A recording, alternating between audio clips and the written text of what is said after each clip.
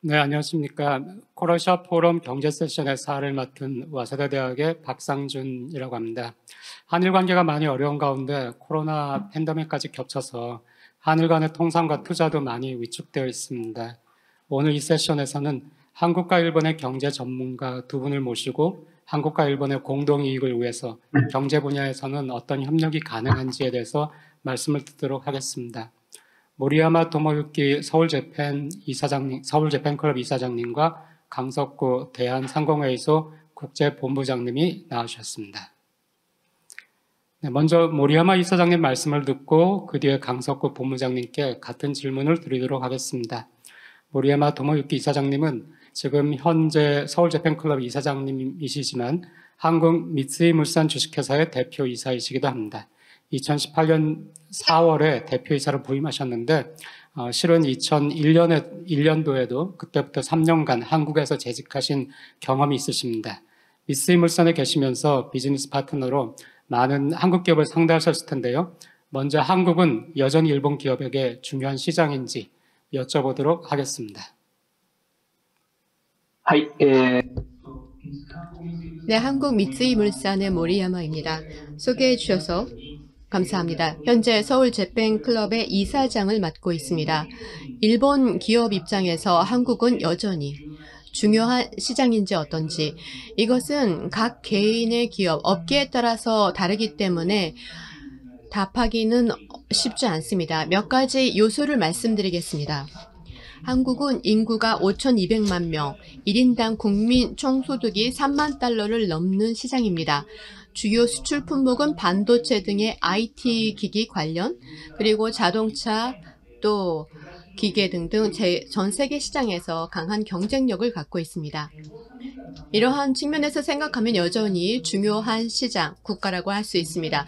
물론 중국이라든지 인도, 동남아시아 국가들, 그리고 미국 등등도 있기 때문에 비교하면 어떨지 이런 부분도 있긴 하지만 같은 민주주의 국가이고 소재 공급과 제품 제조, 그리고 또 소비 시장으로서의 일정한 중요도가 있습니다. 예를 들어서 1962년부터 올해까지 한국의 국가별 투자 금액을 비교해보면 1위가 미국 379억 달러였습니다. 2위는 일본 348억 달러고요.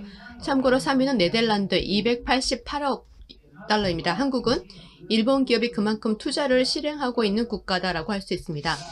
또 일본의 제트로 경제산업 산하기관인데 이 제트로가 현지에 진출하고 있는 일본 기업을 대상으로 실시한 설문조사에 따르면 한국에선 약 72%의 국가가 흑자를 내고 있다, 이익을 내고 있다라고 응답했습니다. 이것은 아시아, 오세아니아 20개국 지역 중에서 1위였습니다.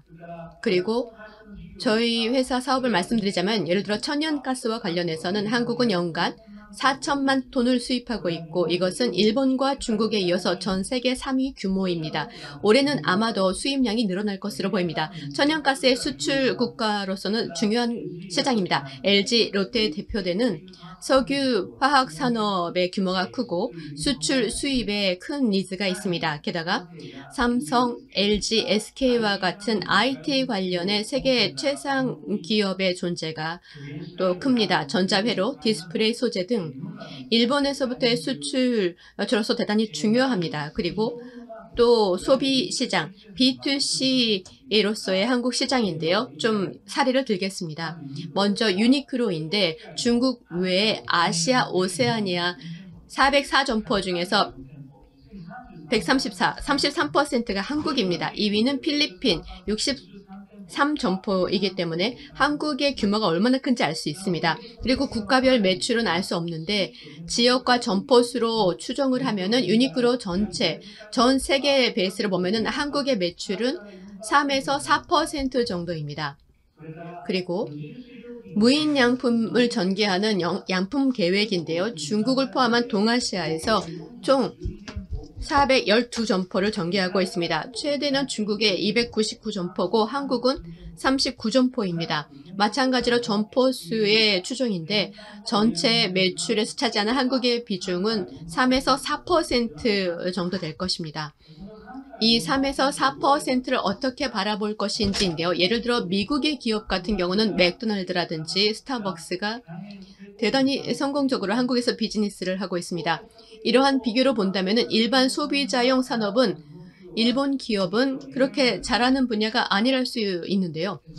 그 중에서 지금 말씀드렸던 유니크로 무인양품은 그나마 건투하고 있다고 할 수 있습니다. 일본에 대한 감정 문제도 있어 어려운 시장이긴 하지만 그 규모라든지 국민 수입 수준도 있어서 중요한 시장이 되고 있다 할 수 있습니다. 그리고 과거 3년 정도 일본 기업의 한국 투자 실적을 보면은 화학 제품, 석유, 화학, 그리고 전자제품에 사용되는 첨단 소재의 제조 등의 비중이 높습니다. 이상입니다. 네, 정말 감사합니다. 네, 말씀 들으면서, 네, 일본말로 사스가 미쓰이 부산. 한국 분들은 잘 모르시겠지만, 미쓰이 물산 주식회사는, 일본의 일본의 명문대학 학생들이 가장 가고 싶어 하는, 취업하고 싶어 하는 회사 톱5 안에 늘 드는 그런 회사거든요. 굉장히 일본에서 영향력이 있는, 굉장히 선호되는 그런 직장인데, 본인에 관련된 그런 천연가스라든가 그런 말씀도 하셨지만은 그 외에 넘어가서 유니클로라든가 무지루시의 한국에서의 점포수라든가 이런 것까지 자세히 말씀해 주시면서 여전히 한국 시장이 일본 기업들에게 굉장히 매력적인 시장이다 하는 걸 말씀해 주셨습니다. 너무 감사드립니다. 그러면은 강석구 본부장님 대한상공회의소 강석구 본부장님은 대한상공회의소의 국제본부장으로 계시면서 해외 진출하는 한국 기업에 대한 지원 사업에 많이 관여하셨을 텐데요.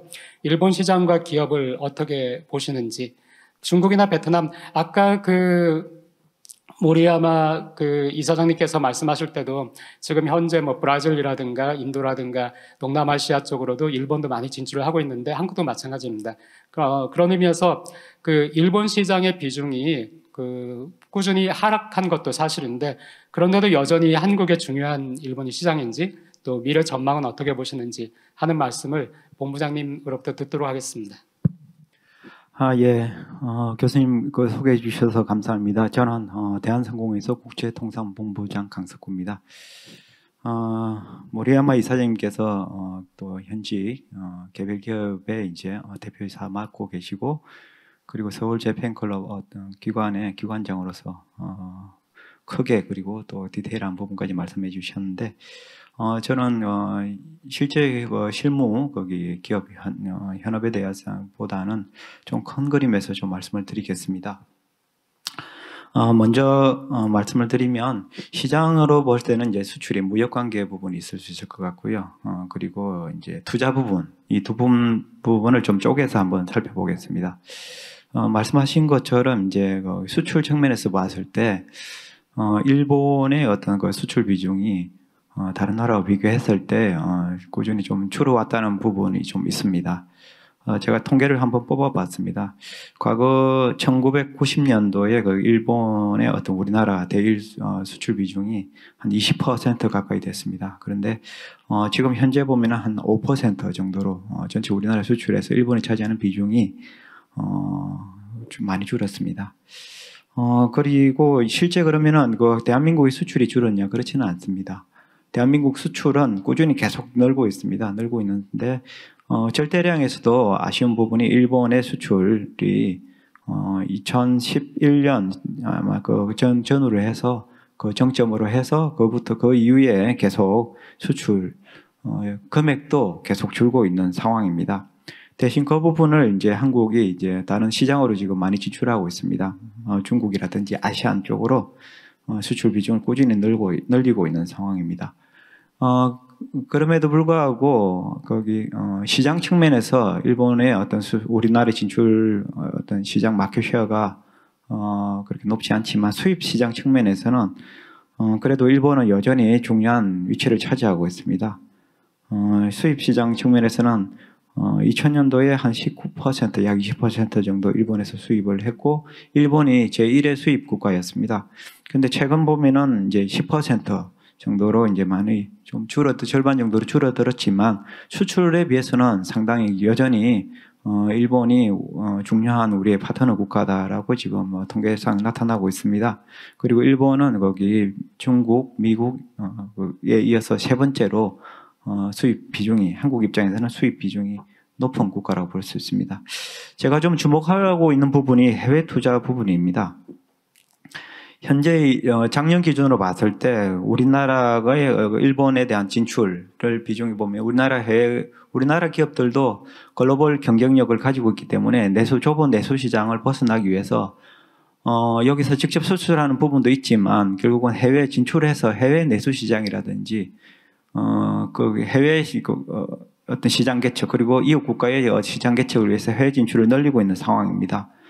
그래서 현재 한국 입장에서 봤을 때 가장 큰 해외 진출 국가는 미국입니다. 그리고 아시안, 그리고 EU, 중국 정도, 그 다음에 이제 일본입니다. 근데 좀 의미 있게 볼 수 있는 부분이 저희 수출입보다 좀 더 의미 있는 수치가 최근에 한국의 그 대1 시장 진출, 그러니까 직접 투자 진출이 급격하게 늘고 있다는 겁니다. 2014년에 대비해서 최근 2020년에 어떤 일본의 투자 규모로 봤을 때는 지금 3배 정도 늘었습니다. 물론 우리나라 기업들이 일본 진출 비중이 아직은 높지 않지만 그 증가 속도로 봤을 때는 빠르게 증가하고 있다는 사실에서 굉장히 유의미한 숫자라고 볼 수 있습니다. 그러니까 일본이 우리가 수출 입장에서는 비중이 많이 줄었지만 우리가 일본 현지 진출해서 그 시장을 공략하겠다는 기업들의 의지가 최근에 많이 나타나고 있다. 이는 수치로 좀 발견할 수 있을 것 같고요. 상대적으로 중국의 어떤 진출, 그러니까 투자 규모 면에서 중국이 사실상은 많이 지금 우리나라 기업들이 많이 줄어들고 있고요. 물론 기업들의 진출 숫자, 신규 법인의 숫자는 횡보세입니다. 2010년 이후에 거의 횡보세로 유지하고 있는데 중국의 어떤 투자 규모는 많이 줄고 있고 대신 일본으로 지금 현재 투자 금액이 많이 늘고 있다는 것은 우리 기업들의 어떤 전략 측면에서 중요한 변화가 있지 않을까라는 생각을 하게 됩니다. 그리고 이제 시장 전망에 대해서 이제 박 교수님께서 말씀을 주셨는데 이것이 쉬운 예측은 아니지만 제가 봤을 때는 수출입 측면에서는 과거에 비해서 많이 이제 좀 비중이 줄었지만 그나마 다행스러운 부분은 2015년 이후에 이제 어떤 횡보세가 계속 유지해 오고 있다는 점에서는 어느 정도 이런 추세가 좀 계속 지속되지 않을까 하는 생각을 들고요. 그렇지만 이제 이 비슷한 사례로 이제 독일이 좀 벤치마킹 대상이 될 수 있을 것 같습니다. 한국 같은 경우에 대독일 수출이 2006년 이후에 계속 줄었습니다. 줄어들다가 2014년을 저점으로 해서 다시 반등을 했습니다. 그러니까 그 이유를 보니까 독일 경제의 회복이었습니다. 독일 경제가 회복되면서 독일도 제조업 강국이고 그리고 한국도 제조업 강국, 일본도 제조업 강국입니다. 결국은 경제가 회복되는 데 있어서 이제 그게 수출하고 연관관계가 상당히 높지 않느냐는 생각이 들고요. 그 과정에서 독일은 그럼 어떤 품목에서 수출이 늘으냐 하면은 독일이 이제 친환경 선박 부분에 대해서 한국에서부터 수입을 많이 늘렸습니다. 그런 부분에 대해서 좀 유의미한 좀 의미가 있지 않을까 이런 생각을 하고요. 특히 시장 측면에서는 일본이 한국에 비해서 훨씬 큰 시장입니다. 특별히 서비스 부분에서 굉장히 중요한 시장이라고 볼 수 있을 것 같고요. 그리고 앞으로는 그 부분, 우리나라의 어떤 한국이 일본 진출할 때, 그리고 한국의 대부분의 수출 품목이 제조업이지만 가장 가까운 나라에 있는 일본이기 때문에 내수 부분에서도 충분히 서로 교류하면서 어떤 시장 마켓을 좀 늘릴 수 있는 부분이라고 생각합니다. 이상입니다. 네, 감사합니다. 네, 역시 굉장히 상세한 말씀을 주셨는데요. 저도 몰랐지만 저희가 일반적으로 알고 있는 것이 그 한국의 수출에 있어서 일본이 차지하는 비중이 줄어든다, 일본 시장의 중요성이 줄어든다 하는 것은 저희가 알고 있는 것인데 지금 말씀하실 때 2014년부터 2020년을 보면은 그 한국 기업이 일본에 투자하는 것이 그 일본에 진출하는 것이 그 투자 규모가 3배 정도 증가했다 하는 것은 굉장히 놀랍네요. 네. 그리고 그 아까 모리야마 이사장님께서도 말씀하셨는데 한국과 일본은 저는 한국인으로서 일본에서 그 일본 학생들을 가르치면서 한국과 일본이 둘 다 그 아시아의 선진국으로서 민주주의와 인권을 중시하는 나라다 하는 것을 굉장히 자부심을 가지고 있는데 아까 모리야마 이사장님도 그런 말씀을 주셨고요. 네, 이 두 나라가 여전히 굉장히 활발하게 투자라든가 교류를 하고 있다 하는 말씀을 들을 수 있었습니다. 그러면은 그 다음에는 그 한국과 일본 기업 간의 그 협력에 대해서 좀 여쭤보고 싶은데요. 현재 일본은 뭐 한국에도 보도가 많이 됐습니다만은 반도체 분야의 서플라이 체인을 강화하기 위해서 해외 기업과의 협력을 확대하고 있습니다. 미국의 인텔 등이 참여한 첨단 반도체 제조 기술 컨소시엄 이런 것도 만들었고요. 또 대만의 TSMC는 일본 정부의 지원으로 일본의 연구개발센터 설립했고요. 또 반도체 공장을 신설하는 계획을 발표하기도 했습니다. 중국에서는 토요타가 중국 기업과 전기차 생산을 위한 합작 기업을 설립하기도 했습니다. 한국과 일본 기업 역시 이런 식의 협력이 가능할런지 한번 여쭤보고 싶습니다. 일본의 소재 기업이 한국의 공장을 신설한다든가 한국과 일본의 기업이 합작 회사를 설립한다면은 시너지 효과를 기대할 수 있을지, 네. 알고 계시는 예가 있거나 이런 걸 추진했으면 좋겠다 하는 것이 있으면은 말씀을 드렸으면 합니다. 그러면은 이번에는 강석구 본부장님께서 먼저 말씀해 주시겠습니까? 예, 교수님 감사합니다. 이런 아까 교수님께서 설명해 주신 대만하고 일본 사례 들으면 언론에도 나왔고 이런 부분을 들었을 때 뒤에 좀 설명을 드리겠지만 한국 입장에서는 일반 독자들 그리고 신문을 전문가들 아닌 일반 독자들 입장에서는 조금 오해의 소지도 있지 않을까라는 생각도 드는데 그거는 좀 자세히 설명을 드리고요. 저한테 질문해 주신 그 한국과 일본 기업들의 어떤 협력 사례 말씀해 주셨는데 이런 협력 사례는 뭐 최근에 많고요. 대표적으로 이제 반도체 부분에서 협력 사례가 있습니다. 도쿄 옥화공업, TOK에서 이제 인천에서 이제 공장이 있습니다. 이 공장이 포토 레지스터 부분 이제 생산하는 회사입니다. 이 회사가 최근에 그 어떤 생산 규모를 과거에 비해서 2배, 2018년 대비해 2배 늘렸습니다. 그런 협력 사례도 있고요. 그리고 다이킨 공업이라고 있습니다. 그 공업 회사에서는 이제 반도체 제조 장치 한국 회사하고 합작 회사를 설치했습니다. CNG 하이테크라고 되어 있습니다. 투자를 늘려서 이제 반도체 관련돼서 이제 제조 가스 생산 공장 이제 신설 이런 계획도 있고요. 이런 뭐 전통적인 제조업 그리고 거기 반도체 한국이 잘하는 반도체 그리고 일본이 강한 소재, 부품, 장비 이런 쪽의 협력 사례는 많을 거라고 봅니다. 더 중요하게 좀 포착되는 부분이 신산업 부분입니다. 미래에 대한 협력입니다. 예를 들어서 SK에서 이제 일본 소재 개발 기업 TBM이라고 있는데 그래서 합작 회사를 두 회사가 SKC하고 일본 소재 기업 TBM이 합작 회사를 설립을 했는데 SK TBM 지오스톤입니다.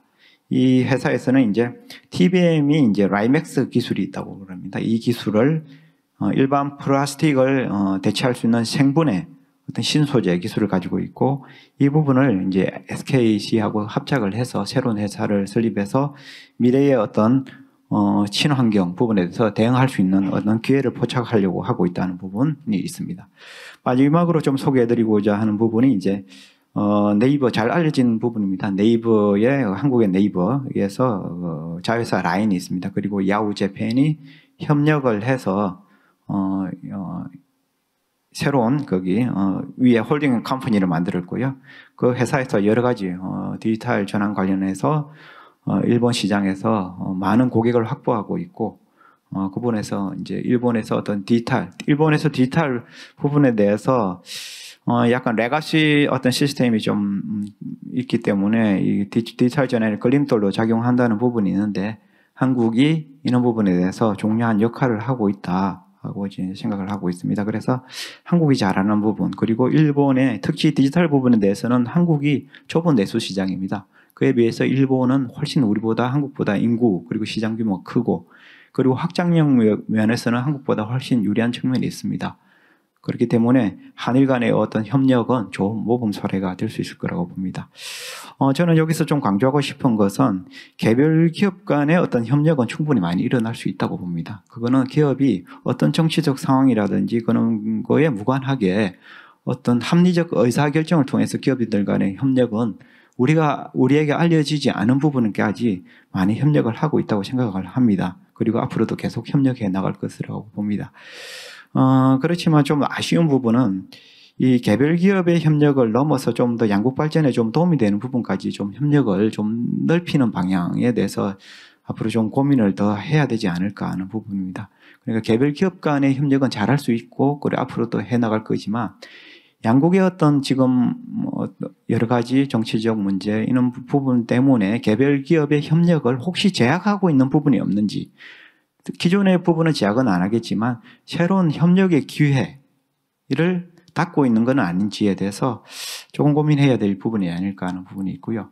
특히 이제 개별 기업들은 이윤 창출을 위해서 어떤 식으로든 한일 기업은 협력을 앞으로도 계속 해 나가겠지만, 양국이 가지고 있는 여러 가지 문제는 동일한 문제가 많습니다. 인구 문제라든지 환경 문제라든지 그리고 청년 실업 문제라든지 이런 문제에 대해서는 양국이 동일하게 고민하는 부분인데, 이런 부분을 국가에만 맡겨야 되겠느냐. 결국은 기업들이 나서서 해결할 수 있는 부분이 많을 거라고 보고, 이 과정에서 기업들이 협력하고 이 과정에서 새로운 비즈니스 기회도 새롭게 창출할 수 있다고 이렇게 볼 수 있을 것 같습니다. 이상입니다. 네, 감사합니다. 말씀 듣는 것만으로도 굉장히 용기를 받게 되는데요. 포토레지스트 2019년에 수출 규제가 있으면서 한국에서 그 전까지는 다들 모르고 있던 품목이지만 굉장히 수출 규제가 있으면서 한국에서 이제 누구나 아는 그런 품목이 됐는데, 이 기업이 TOK가 이 포토레지스트를 2018년에 비해서 지금 현재 한국에서 말씀하신 거로는 2배 더 생산을 하고 있다 하는 것도 굉장히 저희가 모르는 거지만 좋은 일인 것 같고요. 또 말씀하신 개별 기업은 이익 창출을 위해서 협력을 한다. 지금 한국의 청년 실업이 굉장히 문제가 되는데, 저도 대학에서 학생을 가르치는 입장에서 청년 실업에 굉장히 또 아이가 있는 입장에서 관심이 있는데, 네, 그런 점에 있어서도 기업이 잘 돼야 청년 실업 문제도 해결될 수 있으니까, 시간이 더 있으면 뒤에 또 더 말씀을 이 관련해서 들을 수도 있을 것 같습니다. 그럼 이번에는 모리야마 이사장님께 또 같은 질문 드려서 말씀 듣도록 하겠습니다. 네, 박 교수님 감사합니다. 강 부장님의 설명이 굉장히 구체적이어가지고 제가 그 뒤에 말씀을 드려야 되는 입장에서 굉장히 부끄럽게 생각하는데, 저는 이 부분에 대해서는 그렇게 상세히 잘 알고 있지는 못합니다. 다만 일본 기업 그리고 정부 그리고 한국 기업의 목적과 이해관계가 서로 일치된다면 이런 방면에 있어서의 협력은 앞으로 가능하게 되지 않을까라는 생각이 듭니다. 다만 반도체와 관련해서 말씀을 드리자면 한일 양국은 기본적으로 경쟁 관계에 있고요. 또 한국 쪽이 압도적으로 우위에 서 있는 분야입니다. 그런 부분을 생각했을 때는 필요성을 한국 쪽에서 느낄 수 있을 것인가, 한국 기업 쪽에서 그런 필요성을 느낄 수 있을 것인가, 그런 부분이 좀 그렇게 손쉽게 흘러가지는 않을 것이라는 생각이 듭니다. 그리고 이러한 IT와 관련된 분야는 일본의 소재와 한국의 완성품 제조 능력, 이것을 굉장히 조화롭게 기능이 되고 있다고 생각합니다. 그래서 일본의 소재 업체가 한국에 생산을 하거나 생산 능력을 증강하는 그런 부분도 있으리라고 생각합니다. 아까 말씀을 드렸는데요. 올해 보도된 뉴스에 따르면 스미토모 화학이 전라북도의 반도체 제조용 소재 포토레지스토 플랜트를 신청했다고 합니다. 그리고 한국의 도레이는 한국의 R&D 기술개발센터를 개설해 놓고 있습니다. 그리고 삼성이라든가 산세라든가 SK 같은 그런 기업들의 어떤 생산량이라든가 경쟁력은 압도적이라고 생각합니다. 그리고 고객과의 어떤 섬세한 연계를 통해서 고객의 니즈에 대해서 굉장히 대응 속도를 올릴 수 있고 가격을 억제하는 것을 목적으로 한 어떤 고객의 바로 옆에서 생산하는 것, 그 부분에 이제 그 메리트가 있는 케이스들도 있다고 생각합니다. 그리고 지금 방금 선생님께서도 말씀하셨습니다만 2019년에 일본 정부의 한국에 대한 수출 규제의 재검토를 통해서 한국 기업 중에는 어떤 일본에서의 어떤 조달 편중 리스크, 일본의 지나치게 조달이 편중되고 있다라는 그런 의식이 사실 높아진 상태입니다. 현장에서 굉장히 제가 많이 느끼고 있는 부분이기도 합니다.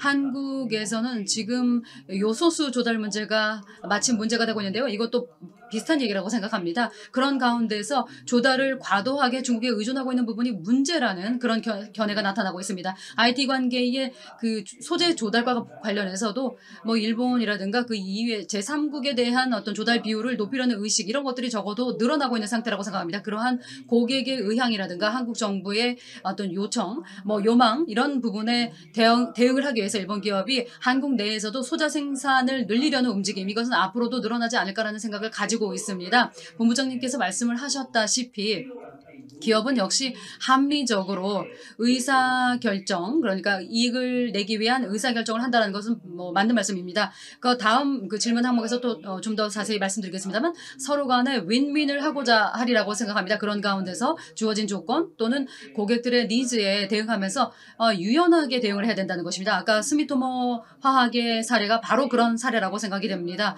역시 어떤 세상의 트렌드라든가 어떤 국가와 국가 간의 관계 속에서 어떤 부분이 가장 최고의 대책인가, 이런 부분을 본인들뿐만 아니라 서로 하고 있는 어떤 파트너라든가 상대국에도 어떤 메리트가 나타나는 형태로 해서 유연성을 가지고 대응하도록 하는 것, 그 중에 하나가 바로 현지 생산이기도 할 것이고요. 이러한 어떤 첨단적인 재료, 기술 부분에 있어서의 어떤 상호 간의 협력이라든가 이런 것이라고 생각합니다. 따라서 구체적으로 앞으로 어떻게 될지는 잘 모르겠지만 하나의 조류로서 이런 부분은 계속 이어지지 않을까 생각합니다. 네, 그 앞에 말씀하신 강석구 본부장님의 말씀이 굉장히 그 상세해서 코아시라서 그 뒤에 말씀하시는 것이 뭐 부끄럽다라고 말씀하셨는데, 그 모리야마 이사장님의 말씀도 굉장히 상세하고 많은 정보를 담고 있었습니다. 일본 분들은 굉장히 과도하게 많이 겸손하세요. 그래서 이렇게 하시는데, 네, 두 분 다 굉장히 말씀 잘 들었고요. 그럼 모리야마 아까 그 강석구 이사장님이 말씀하실 때 예를 들어서 디지털 같은 경우에는 일본이 굉장히 강한 분야도 있고요. 소재라든가. 근데 또 디지털 같은 곳은 또 한국이 더 강할 수 있고, 이런 것이 서로 그 협력을 할 수 있지 않을까라고 말씀하셨는데, 또 그 모리야마 이사장님께서는 반도체 같으면은 한국이 우위에 있다고 말씀하셨지만, 그거는 아마 파운드리 쪽 말씀하신 것 같고, 소재나 그 부품 쪽에서는 여전히 일본이 우위에 있다는 것이 저희의 인식인데, 그 외에 서울 재팬클럽 이사장님으로서 그 서울에서 그 진행을 하시면서 이런 거는 한국이 더 발전한 것 같다, 또 이런 것은 일본이 더 발전한 것 같다 하는 것이 혹시 있으시면 한번 말씀해 주시겠습니까? 네. 말씀하신 바와 같이 역시 소재라든지 제조 설비는 일본 기업이 아직 유리한 부분이 많은 것 같습니다.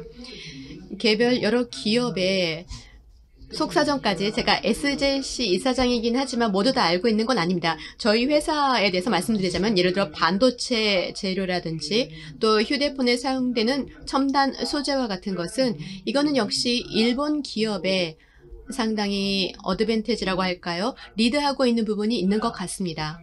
하지만 앞서 말씀드린 바와 같이 2019년 수출 규제 이후에 일본에서 예를 들어 70% 수입했다, 80% 수입했다는 것을 재검토해야 된다는 움직임은 적어도 그 의식이 한국 기업에 싹튼 것 같습니다. 그래서 같은 조건이라든지 좀 비싸더라도 대만 제품을 산다거나 한국 제품으로 전환하거나 라는 움직임은 있긴 하지만 지금 저희의 제품에 대해서는 그렇게 해도 결국은 이제 할 수 없기 때문에 계속 일본 제품을 사용하고 있는 경우는 많습니다. 일본 소재나 이런 걸요.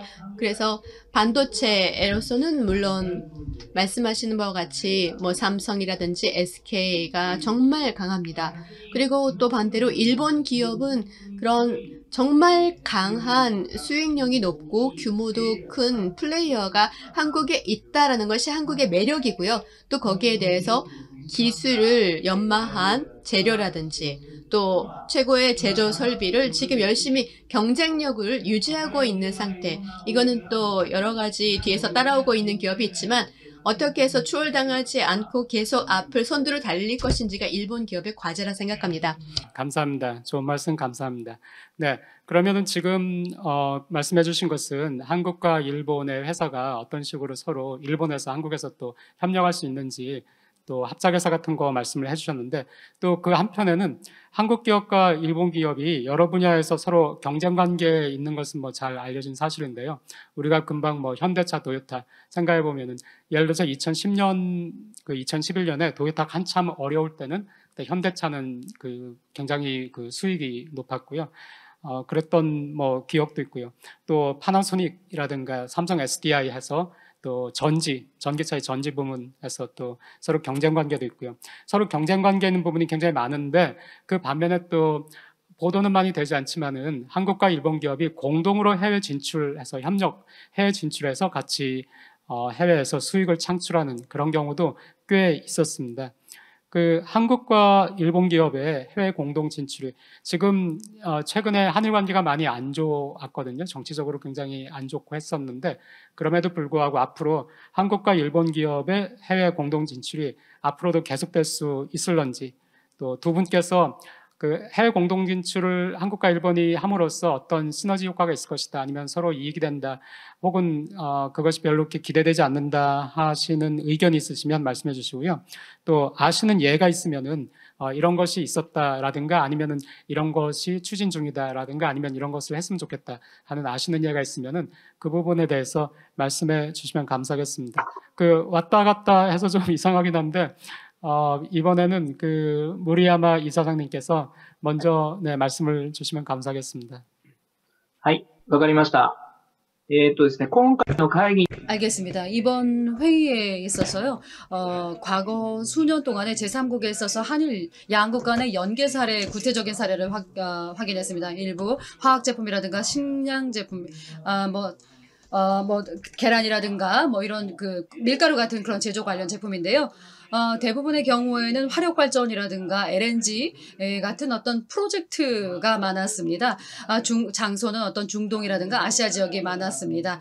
질문 안에는요, 첨단 기술을 해외에서 전개하는 사례 같은 것들에 대한 질문도 있었던 것 같은데요. 오늘 제가 말씀드릴 부분은 이제 플랜트 쪽에 이제 좀 편중되고 있는 것 같습니다. 과거에는 이런 것들이 이제 주요 사항으로 리포트가 이루어지고 있기 때문에 그 부분에 이제 초점을 맞춰서 말씀드리겠습니다. 제3국에 있어서의 프로젝트 협력의 사례는 대부분의 경우 일본의 상사라든가 전력업체가 오퍼레이터 측에 출자를 해서 한국의 건설 엔지니어링 회사가 건설 보수 같은 것들을 담당하는 그런 형태입니다. 일본의 파이낸싱이 사용되는 경우도 많다고 생각합니다. 한국 기업의 기술력을 가지고 과학기술 능력을 발휘해서 일본의 중공업 회사라든가 엔지니어링 업체 이런 부분들이 이제 좀 바뀐 사례라고 볼 수가 있겠습니다. 과거의 사례가요. 이런 플랜트에 있어서의 한일 양국 간의 어떤 협력 사례가 계속 이어질 것인가 라고 한다면요. 저는 그렇게 말씀드릴 수 없는 것이 현실이라고 생각합니다. 발전소 건설과 관련해서는 과거 수년 동안 중국 기업의 성장이 굉장히 눈부신 부분이 있습니다. 그리고 더 나아가서 인도 기업도 그 뒤를 추종하고 있다고 듣고 있습니다. 한국 기업의 우위성이 떨어져 나가고 있고 그리고 한국 기업이 과거에 어떤 경쟁 우위에 있었던 부분이 중국 기업에게 빼앗기는 그런 형태가 되고 있다는 것입니다. 일본, 중국, 한국 이런 식으로 해서 순서가 바뀌고 있는 상태인 것입니다. 다만 최근에 제가 듣는 바로는요. 중국 기업과도 사업을 해본 결과 사업 투자를 하는 입장에서는요. 역시 한국 기업 쪽이 계약 상대로서 신뢰를 할 수 있고요. 똑같은 개념과 가치관을 가지고 있어서 안심할 수 있는 부분이 있습니다. 한국 기업의 가치를 재평가하고자 하는 그런 흐름도 있는 것입니다. 그래서요. 이것은 이제 가격뿐만이 아니라 상호 간의 경쟁력이라고 생각이 됩니다. 중국 기업의 국제적인 마켓에서 경험을 쌓고 언젠가는 화학 이외의 부분에 있어서도 신뢰성과 경쟁력을 높일 수도 있겠지만 지금 현재까지는 그런 한국 기업의 우위성이 재인식되고 있는 듯한 그런 느낌입니다. 한일 양국 간의 우호관계, 협력관계는 저처럼 이제 한국에 주재하면서 항상 한국의 파트너들과 비즈니스를 하는 사람 입장에서 본다면 굉장히 중요합니다. 그런데 한 가지 말씀드리고 싶은 것은요. 제3국에서 한일 양국 간의 협력관계는 과거에 여러 건 있었습니다. 그렇기 때문에 중요한 불쌍하다 뭐 이런 식의 의견을 듣기도 하는데 그것은 어디까지나 상호간에 있어서 메리트가 있는지 여부, 경쟁력을 발휘할 수 있었는지 여부 이것에 따라서 다르다고 생각합니다. 그리고 과거의 협력은 지금까지의 얘기고요. 그리고 앞으로 미래의 얘기는 또 완전히 다른 얘기라고 생각합니다. 지금까지 말씀드렸던 플랜트 건의 경우에도 중국 기업이 신뢰할 수 있는 실력을 만약에 갖추고 가격 경쟁력을 갖추게 되면 한국 기업을 이길 수도 있을 것입니다. 그리고 일본 기업도 투자와 파이낸싱 능력을 잃어버리게 되면 한국 입장에서 본다면 기업 입장에서 본다면 필요가 없어질 것입니다. 이것은 민간 기업의 입장에서 본다면 서로 마찬가지입니다. 그러니까 서로 이길 수 있는 조건 이런 것들을 이겨내기 위해서 그것을 이길 수 있는 조건을 생각해내고요. 서로 간의 장점을 발휘해서 어떻게 해나갈 것인가라는 것이 중요하다고 생각합니다. 제 개인적으로 말씀드리면 20년 정도 전에 서울에 주재를 했을 때 한국의 철도 차량 업체하고 협력을 해서 제3국 대상으로 한 수출 안건 몇 개를 제가 마무리한 적이 있습니다. 당시에서는요. 해외 시장에 저희 한국 시장이 좀 한국에서 진출한 지 얼마 안 됐습니다. 그래서 파이낸싱 같은 것들도 어레인지를 할 수 있는 일본의 상사하고 서로 협력한다는 데 대해서 한국 업체가 메리트를 느낀 것입니다. 그리고 이제 그 이후에도 계속해서 협력하면서 계약을 계속 쌓아가는 가운데 있어서 계속해서 한국 업체가 저희하고의 어떤 계약을 해소하고 스스로 계약을 따내게 됐습니다. 이런 사례를 보면 저희 미쯔이 물산의 기능 역할이 어떤 유효기간이 도래해서 한국 업체에 있어서는 무용지물이 되었다라는 얘기도 될 것입니다. 정리해서 말씀드리면 해외에서 특히 플랜트와 관련되는 부분에 있어서는 중국이나 인도 기업이 아직까지는 경험이 일천하다든가 아니면 대응을 못한다든가 고도의 어떤 기술을 요하는 그런 안건들이 중심이 되고 있어서 한일 양국 간의 경우에 어떤 협력은 앞으로도 한동안은 기대할 수 있으리라고 생각합니다. 그리고 뭐 앞으로 이제 미래의 얘기가 되겠습니다만 수소라든가 암모니아, 신재생 에너지, 배터리와 관련된 부분,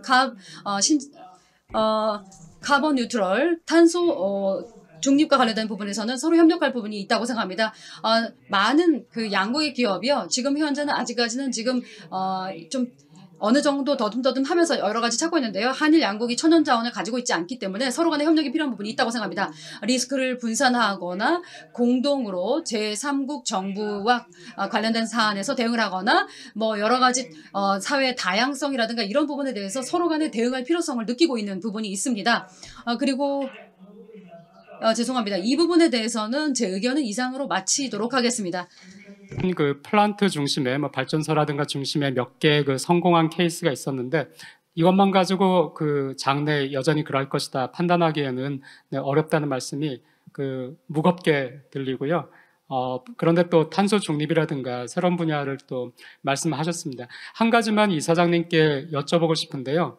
그 일본에서는 지금 도요타가 스마트시티 짓고 있고 스마트시티에도 굉장히 관심이 많고 결국에는 뭐 히타치라든가 하는 회사도 그 스마트시티에 관련된 것을 외국에서 스마트시티를 건설한다든가 그런 것을 추진 중이라고 제가 알고 있는데 이 과거에는 뭐 플란트 화력 발전 같은 거였지만 이제는 예를 들어서 스마트시티다 하면은 여전히 중국이나 인도보다는 한국의 건설 회사라든가 한국의 제조 회사들이 더 경쟁력이 있을 것 같은데 이 분야에서의 그 협력이 가능할까요? 네, 역시 한국 기업 같은 경우는 IT 관련, IT뿐만 아니라 대단히 뭔가 새로운 것에 계속 도전을 하는 그런 의욕, 도전 정신이 강하고요. 또 스피드가 매우 빠릅니다. 다만 스마트시티라고 했을 때 그 스마트시티의 정의가 지금 분명하진 않습니다. 뭐가 스마트시티인지 한다면은 그 디자인을 모델도 디자인도 다양합니다. 그러한 가운데 적어도 그 한국 기업이 갖고 있는 IT 관련의 강점.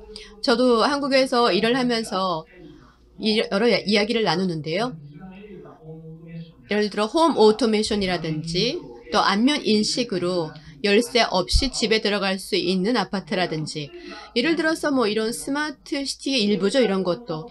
그래서 이러한 기술을 개발하고 또 이걸 실용화하는 스피드가 한국 기업이 참 빠릅니다. 그런데 그 대신 완성도를 조금 희생시키고 있는 부분이 없잖아 있는 것 같습니다. 이건 일본 기업과의 생각의 차이입니다. 일본은 100% 완성되지 않으면 정말 신중하게 해서 내지 않는데 한국 같은 경우는 좀 표현이 잘못될 수도 있는데 70, 80% 완성도라도 일단 거기서 출시하고 시장에서 시장을 확보하고 하면서 계속 완성도를 높여갑니다. 결과적으로 한국 기업이 그러한 것에 어플리케이션이라든지 실제 서비스 측면에서 상당히 빠릅니다.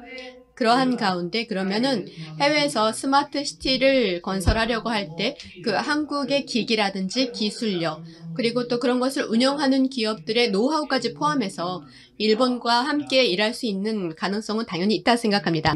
그 완성도에 대해서 말씀하셨는데 일본의 그 새로 지은 그 신축 만션하고 한국의 새로 지은 그 신축 아파트를 비교해 보면은 그 완성도에 대한 한국과 일본 기업의 그 인식의 차이를 또 금방 알 수가 있습니다. 네, 재미있는 말씀, 좋은 말씀 감사합니다. 그러면 이번에는 강석구 본부장님께 또 말씀 듣겠습니다. 네, 교수님 감사합니다. 이사장님께서 거기 구체적 개별 기업 사례를 통해서 한국하고 일본이 협력을 통해서 윈윈을 하다가 결국은 또 나중에 일본이 어떤 시장 측면에서 좀 한국 기업에 뺏기는 부분. 좀 안타까운 부분일 수도 있지만 이 부분은 이제 기업의 어떤 생리 측면에서 좀 일어날 수 있는 부분이라고 생각하고요. 실제 이런 부분이 이제 예전에 이제 철강 부분에서 한국하고 일본이 협력을 했을 때 신일철하고 포스코가 협력을 했고 베트남 쪽에서 이제 진출했을 때 이렇게 협력을 하고 출자를 하고 이런 부분이 있었는데 이런 부분에 있어 또 협력을 하다가 또 협력이 청산되고 이런 사례가 있습니다. 그래서 이 부분은 이제 기업들이 어떤 경쟁력을 그리고 시장 차원에서 협력을 하고 그 협력이 지속되면 가장 바람직한 상황이지만 그게 상황에 따라서는 또 파트너가 바뀔 수도 있고 그런 부분이 있다고 그 현실적인 부분에서는 그런 부분이 있다고 생각합니다. 최근에 그 질문하신 것처럼 제3국 진출 관련해서는 헝가리 쪽의 LG 화학이죠. 지금 LG 에너지 솔루션이 일본의 이제 도레이하고 합작 회사를 설립을 했습니다. 잘 아시는 것처럼 배터리 부분에서는 한국이 세계적으로 마켓 쉐어를 많이 지금 비중을 차지하고 있고요. 그리고 이제 일본 도레이 같은 경우는 이제 분리막 관련해서 이제 기술이 뛰어난 기술을 가지고 있습니다. 그래서 헝가리 쪽에 이제 LG 도레이 헝가리 배터리 세퍼레이터 키트라고 하네요.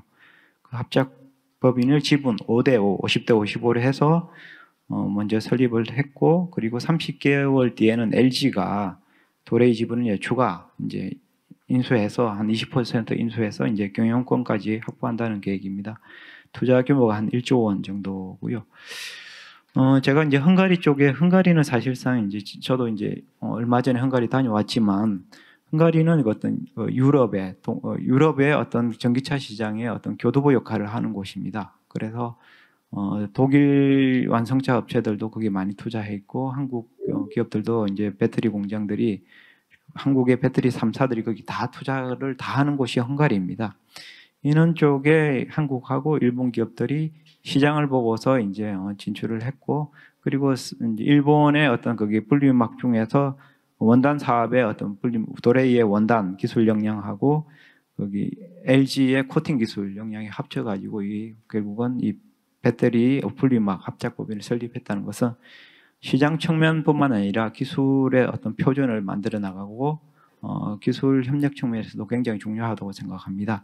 특별히 이제 배터리 부분이라든지 이 부분은 어떤 기술 표준에 대한 부분이 아직까지 많이 이제 정립이 안 된 상태입니다. 그래서 어떤 회사가 먼저 기술 표준을 잡느냐. 한국하고 일본이 배터리 부분에서는 기술 표준이 그래도 유사하다고 그럽니다. 그렇기 때문에 글로벌 표준으로서 한국하고 일본 기업들이 협력을 해 나가면서 점점 더 세계 시장에서 이런 표준을 정해가면서 시장을 넓혀 나가는 것은 양쪽 기업한테 윈윈하는 효과가 있을 거라고 봅니다. 이사장님께서도 설명을 해주셨지만 앞으로 새로운 배터리뿐만 아니라 재생에너지 부분에서 협력할 부분이 많다고 생각합니다. 제3국 진출에서 특히 한국하고 일본은 자원 부분이 열악하고 특히 재생에너지 부분에서 환경이 좋지는 않습니다. 일조량이라든지 바람 이런 부분에서 좋지 않은 상황인데 그리고 수소라든지 이런 것도 직접적으로 이제 생산하는 부분에서 한계가 있는 거고요. 그러면은 이제 거기 우리가 이제 수소 부분, 암모니아 이런 부분에 대해서 협력을 요청을 할 수 있는 부분이 좀 먼 나라입니다. 중남미라든지 호주라든지 이런 나라들인데 결국은 그 먼 나라로부터 수소를 돌려온다든지 이런 과정에서 그 수송 비용이 만만치 않은 상황입니다. 그거는 비용 측면을 커버하고 결국은 어떤 경제력을 유지한다는 것은 쉽지 않은 부분이기 때문에 양국이 어떤 리스크 분산 차원에서 그리고 어떤 중남미 쪽의 어떤 현실, 정치적 현실이라든지 이런 부분까지 고려했을 때 리스크 분산 차원에서 그리고 합리적 경제적 선택 차원에서 같이 협력해서 진출하는 것은 바람직한 모양새가 아닐까 이렇게 생각을 해봅니다.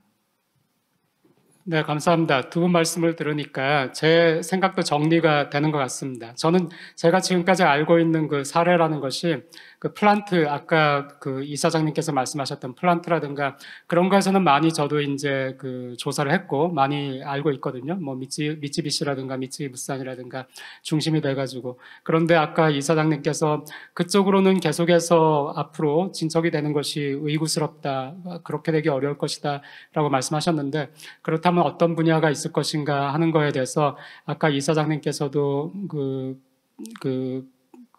탄소 중립에 대해서 말씀하셨는데 지금 강석구 본부장님께서도 그 배터리라든가 재생에너지라든가 앞으로의 미래 먹거리인데 그쪽에서 지금 한국이 그래도 한국과 일본이 많이 그 앞서 있으니까 같이 또 시너지 효과를 발휘할 수 있는 것이 있겠다. 그 LG 그 에너지 솔루션하고 일본의 토레이가 헝가리에 합작회사를 설립한다. 이런 것은 저도 오늘 처음 듣는 얘기인데요. 네, 이런 식으로 물밑에서는 계속해서 그 한국과 일본 기업이 아까 그 강석구 본부장님이 말씀하실 때 제가 인상 깊게 들은 것이 그 기업은 굉장히 합리적인 판단, 기업은 이익을 창출해야 되고 살아남아야 되니까 굉장히 합리적인 판단을 한다. 감정적이지 않고 이렇게 하는데 사실 그렇기 때문에 이제 협력할 때는 협력하고 또 배신할 때는 배신하고요. 또 경쟁할 때는 경쟁하는 것인데 실제 지금 한국과 일본의 정치적인 상황이라는 것은 굉장히 좋지가 않습니다. 그래서 오늘 아마 이런 코라시아 포럼의 주제도 그쪽으로 잡아서 하시는 것 같고요. 지난 수년간 한일 간의 마찰이 계속 증폭돼 왔는데요.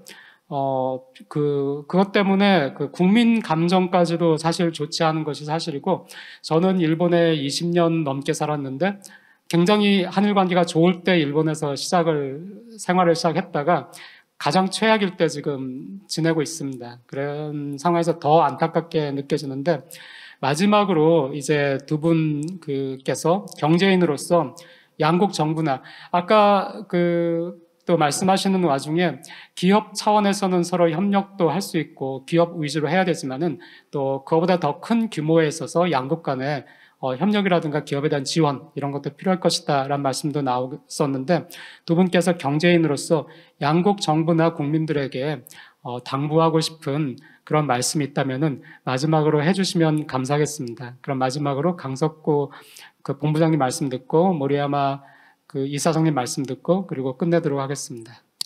예, 교수님 감사합니다. 양국 정부하고 국민들에게 당부하고 싶은 그 직접적인 부분보다는 제가 좀 말씀을 드리고 싶은 것은 더 특정 대상이라보다는 이제 전체적으로 좀 포괄될 수 있는 부분입니다. 결국은 이런 여러 가지 한국과 일본의 어떤 현실을 봤을 때는 각 정부 간의 어떤 내부적인 부분을 봤을 때는 굉장히 어려운 부분입니다. 쉽게 설명하면 한국에서 얼마 전에 몇 해 전에 나온 책이 있는데 수축사회라는 어떤 제목의 책이 있었습니다. 그 얘기는 한국을 현실을 얘기하고 동일하게 일본을 해도 동일할 거라고 생각합니다. 일본의 경제 성장률 많이 엄청나게 하락했고요. 한국도 잠재 성장률이 거의 0% 될 것이라는 우려스러운 얘기도 있습니다. 각각의 내부의 상황을 봤을 때는 굉장히 암울하고 해결해야 될 과제가 상당히 많은 상황입니다. 그런 내부적인 상황에서 결국 해결돼야 될 부분이 많은데 결국은 서로를 양 파트너로 생각하면서 서로에게 국내에서 해결하지 못하는 부분을 결국은 가장 가까이 있는 나라와 협력을 통해서 그 돌파구를 찾아가는 것은 매우 중요하다고 생각합니다. 특히 여러 가지 경제적인, 저는 이제 경제 전문가니까 경제적인 부분에 대해서 좀 좁혀서 말씀을 드리면 한국과 일본의 어떤 최근에 이제 동아시아 연구원에서 제가 알기로는 2012년부터 계속 조사를 한 걸로 알고 있는데 양국 간의 어떤 경제 협력의 부분에 대해서는 서로 국민들이 굉장히 중요하다고 인식을 하고 있고 그리고 특히 올해 같은 경우는 그 협력을 더 해야 된다는 어떤 국민들 그리고 상호에 대한 어떤 인식이 많이 개선되고 있는 상황입니다.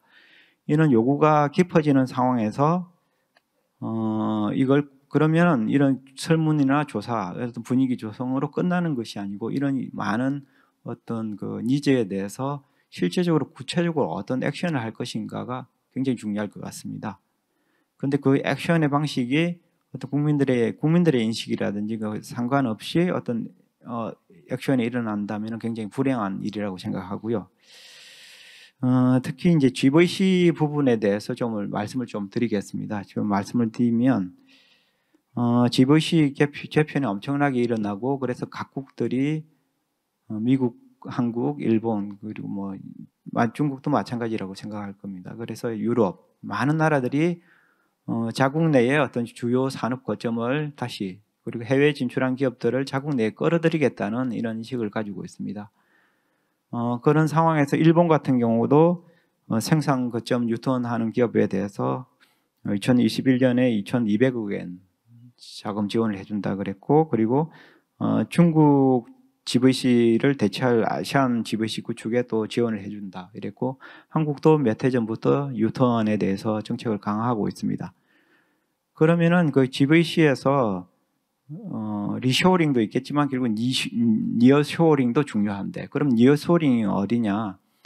일본 입장에서는 한국이 가장 가까운 니어쇼어링 국가가 될 수 있습니다. 그리고 한국 입장에서도 일본이 니어쇼어링을 할 수 있는 가까운 국가입니다.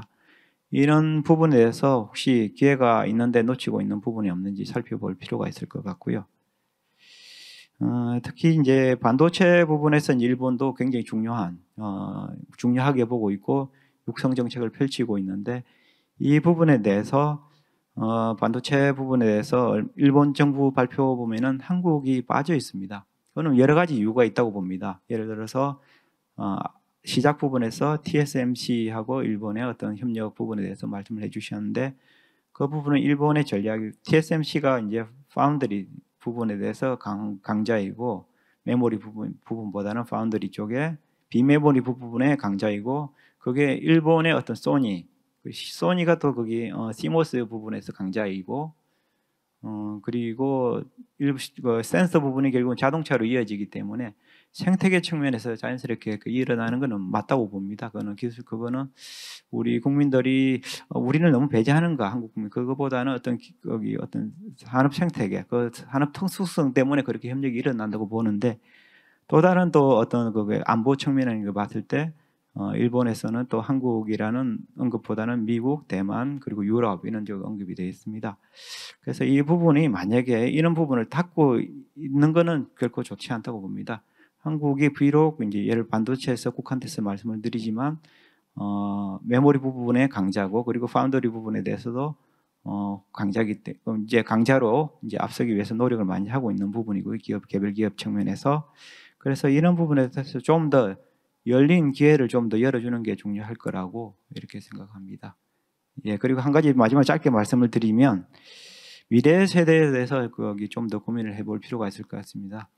특히 아까 말씀드린 동아시아 연구원 자료에 보면은 한일 간의 우호 인식을 보면은 젊은 세대들은 굉장히 그 양국 간의 그 긍정적인 인식입니다. 결국은 우리의 어떤 양국 간의 여러 가지 문제가 결국은 미래의 문제이고 미래 세대가 짊어질 책임이기 때문에 결국 어떤 기성 세대의 어떤 프레임을 가지고 미래의 어떤 세대들의 어떤 그것을 가둬두는 것은 결코 좋지 않다고 보고요. 미래 세대를 위해서라도 미래 세대는 협력의 의지가 강하고 협력을 해내고 서로에 대해서 문화 수용성도 높기 때문에 그런 부분을 인식하고 이제는 이제 양국 간의 어떤 정치적 압박이나 이런 부분을 좀 더 해결해 나가면서 또 협력을 강화하면은 좀 더 밝은 미래의 어떤 기회가 많이 창출될 수 있을 거라고 봅니다. 이상입니다. 네, 감사합니다. 네, 아주 정말 중요한 말씀 해주셨고요. 다 중요한 말씀이지만 전 특히 뭐 교육 현장에 있다 보니까 미래 세대를 위해서라는 말씀이 굉장히 인상 깊게 들렸습니다. 네, 그러면 다음에는 모리야마 이사장님께 말씀을 듣겠습니다.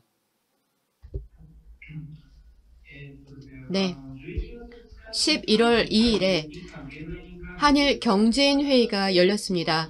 저도 그 회의에 참석했는데요. 그때 한국에서의 일본 기업 현황에 대해서 보고한 바 있습니다. 그때 발표와 조금 겹치는 부분이 있는데 양해해 주시기 바랍니다. 먼저 양국의 정부에 대해서는 양국 간의 관계를 개선하기 위한 협의를 계속해 달라라고 부탁을 드리고 싶습니다. 저는 2018년 4월에 서울에 부임해 왔습니다. 그해 일본을 방문한 한국인 관광객은 약 740만 명이었습니다. 한국을 방문한 일본인 관광객과 합해서 양국 간 연간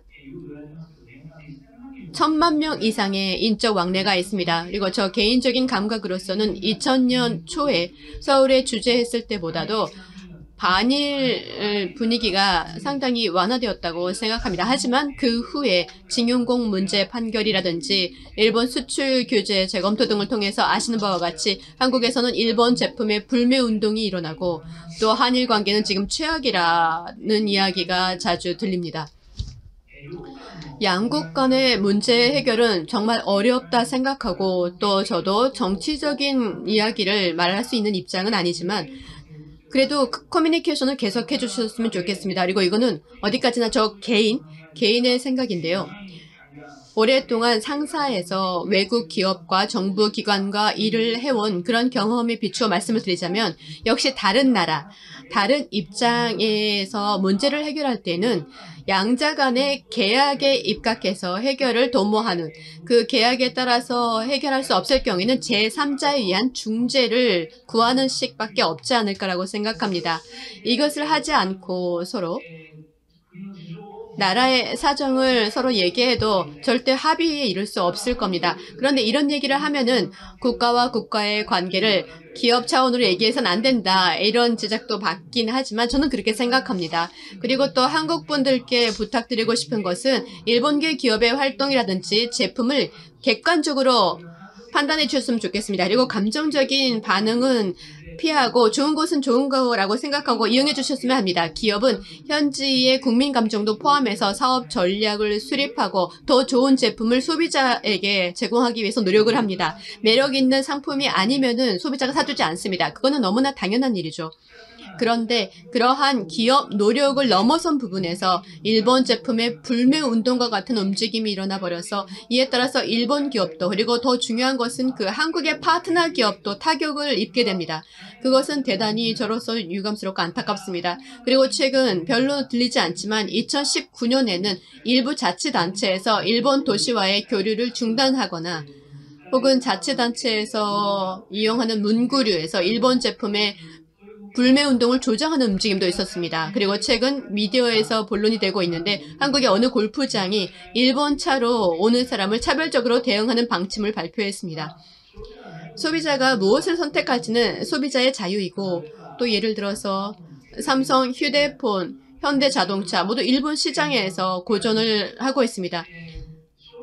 그 소비자의 기호, 취향은 어쩔 수 없습니다. 저희는 기업으로서 노력을 해서 앞으로 계속해서 또 노력을 해야 되겠지만 그런 감정적인 대립을 부추기는 움직임은 정말 안 했으면 합니다. 이런 회의에서 제가 항상 말씀을 드리는데 순수하게 그 제품, 상품 자체를 평가해 주시고 모두가 먹고 싶은 걸 먹고 사고 싶은 걸 사고 가고 싶은 곳을 가는 그런 사회가 됐으면 합니다. 이상입니다. 네, 감사합니다. 그 일본인 기업가 모리야마 이사장님께서 말씀해 주신 부분에 대해서 조금 제 개인적인 좀 말씀을 드리면 저는 집에 차가 2대 있습니다. 하나는 현대차고 하나는 도요타에서 만든 렉서스입니다. 그래서 그런 오해를 안 해주셨으면 좋겠습니다. 네, 일본인으로서 굉장히 일본인 기업가로서 솔직한 그 말씀을 해주셨고요. 또 듣는 분에 따라서는 한국 분 중에서 또 불편하게 들리는 분도 있으실 거예요. 그런데 저는 그 일본과 한국인의 서로의 그 솔직한 그 마음이 솔직한 얘기가 너무 단절돼 있다는 생각을 합니다. 저는 제 그 타치바가 제 입장이 그 경계인이니까 그 양쪽 미디어를 다 보게 되거든요. 그러면은 똑같은 사안을 예를 들어서 이번에 그 미국에서 있었던 그 차관 회의 그거에 대해서 보도를 할 때도 일본 미디어가 일본에서 보도하는 것과 한국 미디어가 한국에서 보도하는 것이 똑같은 사안을 두고 서로 뉘앙스를 달리해서 보도를 하기 때문에 한국 사람과 일본 사람의 그 인식의 갭이 커질 수밖에 없는데 오늘 그 짧지만 좋은 기회였다는 생각을 하고 서로 이렇게 솔직한 얘기를 들으면서 아까 말씀하신 대로 커뮤니케이션을 늘려갔으면 하는 그런 생각입니다. 오늘 두 분이 너무 그 자세하게 자료를 많이 준비하셔가지고 너무 상세하게 저 설명해 주셔서 굉장히 저로서는 유익한 시간이었습니다. 감사드립니다. 그리고 끝까지 자리에 함께 해주신 분들께도 감사드립니다. 그럼 이상 마치겠습니다. 감사합니다.ありがとうございました。